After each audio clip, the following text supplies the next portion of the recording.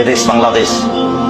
এই জেলা আবার কুমিল্লা নোয়াখালীর অন্তর্ভুক্ত জেলা, যেখানে সঠিক দিন ধর্ম পাওয়া অতীব জটিল। ইসলাম সৌদি আরব থেকে বের হয়ে ইরাকে ঢুকেছে, ইরাক থেকে বের হয়ে ইরানে ঢুকেছে, ইরান থেকে বের হয়ে পাক ভারতে এসেছে। এই বিকৃত ইসলাম বিকৃত মানুষের কাছে থেকেছে 750 বছর। তারা চলে গেলে এই বিকৃত ইসলাম থেকেছে 190 বছর ইংরেজদের কাছে। তার উপরে এই ভূখণ্ডের উপরে থেকে যে দীর্ঘদিন যারা পাকিস্তান থেকে দেশে এসে রাজত্ব চালিয়েছিল, তারা সবাই ছিল শিয়া। মিস্টার জিন্না শিয়া, মিস্টার ব্যাকতারি শিয়া, প্রেসিডেন্ট আইয়ুব শিয়া। তাদের হাতে দিন ধর্ম থেকেছে, ক্ষমতা তাদের হাতে থেকেছে। বিকৃত ইসলামী মানুষের কাছে ইসলাম বলে পরিচয় পেয়েছে, যার কারণে মাঝে মধ্যে আমি বলে থাকি আপনাদের কাছে, সঠিক বলাও যেমন জটিল, সঠিক মানাও তেমন কঠিন। কেন? সঠিক কথাগুলি বেঠিক কথাগুলি দুটোই আরবিতে লেখা আছে। আরবি বুঝে জাতির সামনে বলাও জটিল, কেননা যখন আপনি সঠিক বুঝেছেন তখন জাতি তো ধর্ম মনে করছে আর একটা।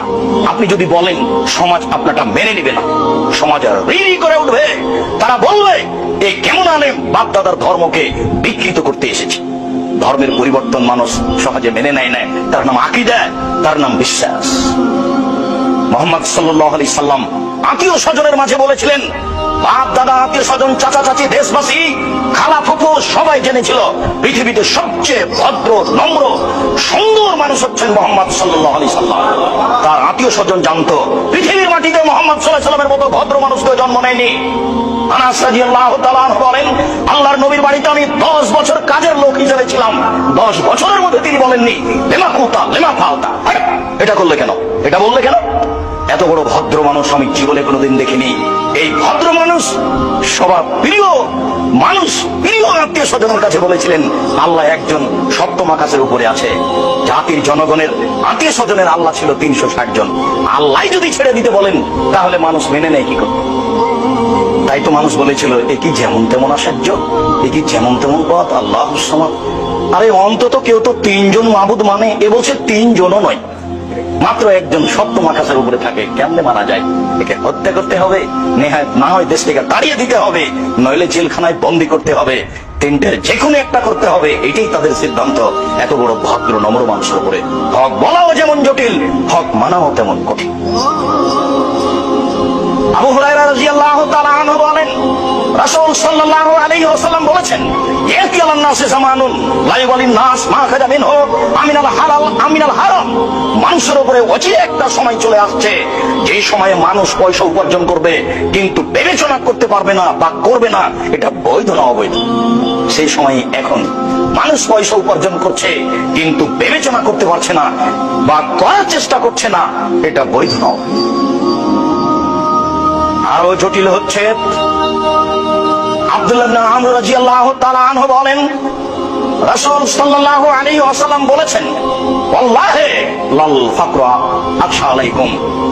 আমার উম্মত, আল্লাহর কসম, আমি মুহাম্মদ সাল্লাল্লাহু আলাইহি সাল্লাম, তোমরা দরিদ্র ফকির হয়ে যাবে এই ভয় আমি করি না।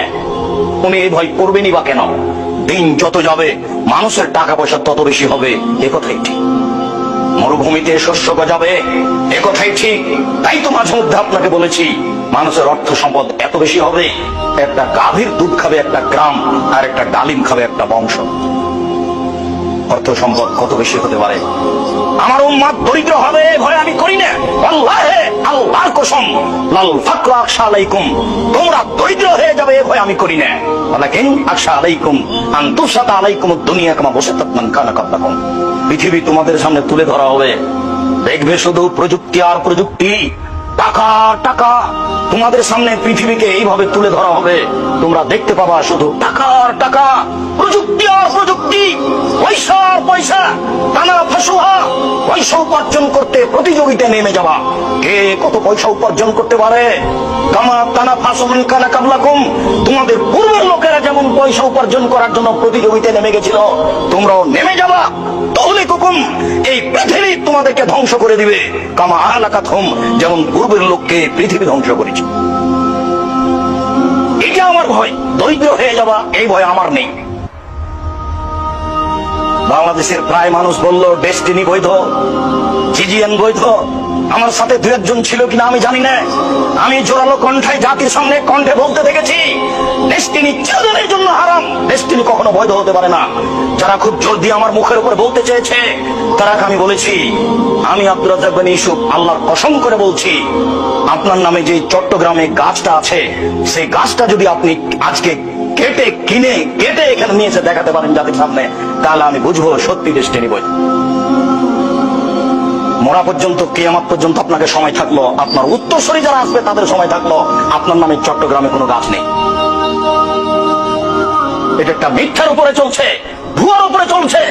যত ইসলামী ইন্স্যুরেন্স আছে, যত ধর্মের নামে ব্যাংক হোক, ইসলামী ইন্স্যুরেন্স হোক, এই সব বিষয়গুলিতে সঠিক জ্ঞানের অধিকারী যারা, তারা এখানে নেই। ভুয়ার উপরে, সৈন্যের উপরে চলছে। একথাই আল্লাহর নবী মুহাম্মদ সাল্লাল্লাহু আলাইহি ওয়াসাল্লাম বলেন, পৃথিবী মানুষ তোমাদের সামনে পৃথিবী এইভাবে তুলে ধরা হবে, দেখতে পাবা তোমরা পৃথিবীতে